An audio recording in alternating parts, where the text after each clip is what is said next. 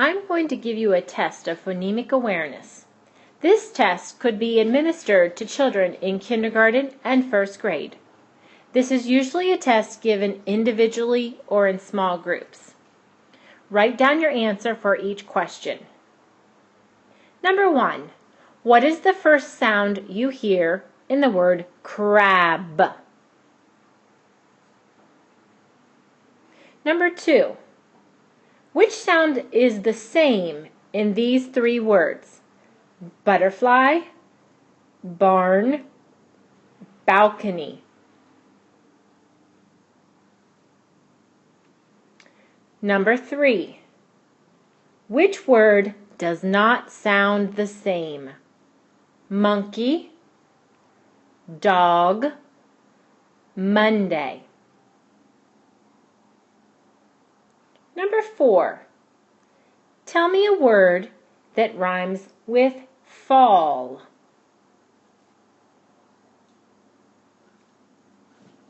Number 5. What word do my sounds make when you crash them together? Apple.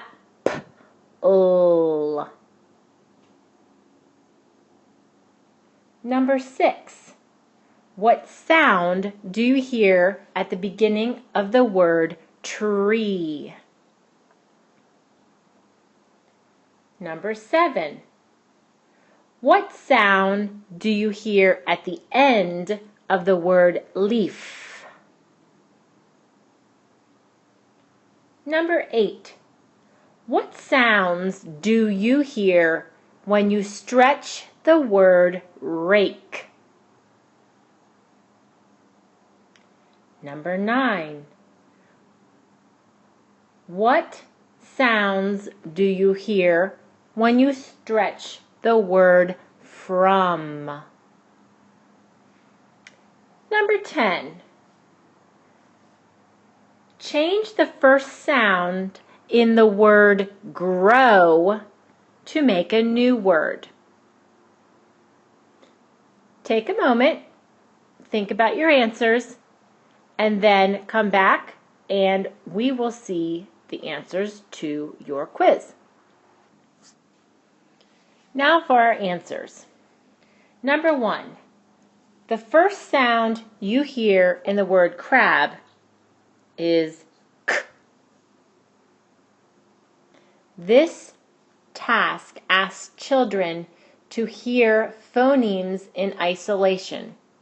That's a fancy way of saying they can hear the sound of the letters on their own. Number 2. What sound is the same in the words butterfly, barn, balcony? The sound that is the same is the sound B. Again, this is asking boys and girls to hear sounds and similarities. Next is number 3. Which word does not sound the same? Monkey, banana, and I believe I may have given you dog instead. Let's try that again. Which word does not sound the same? Monkey, dog, Monday. And it is the word dog because the other two words begin with the letter sound mm. Number 4. Tell me a word that rhymes with stink. Rhyming is one of our phonemic awareness skills. You could put down anything that has ink at the end of it. So you could do pink, or rink, or sink, or clink, and the list could go on. Number 5. What word do you make from the sounds apple? We call this blending when we push sounds together, and the sounds apple make the word apple. Number 6. What sound do you hear at the beginning of the word tree? And since I just said sound, it's the sound T. And notice I didn't say first sound, I said beginning.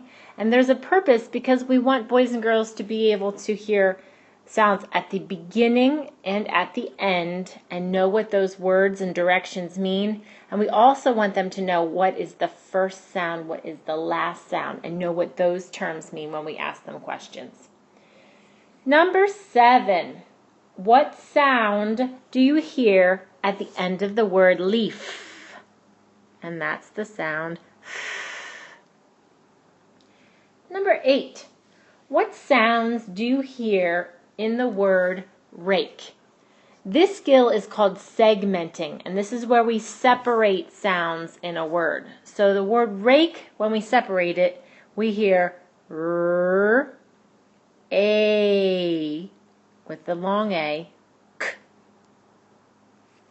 Now, I know this is not how you spell the word rake, but those are the sounds we hear.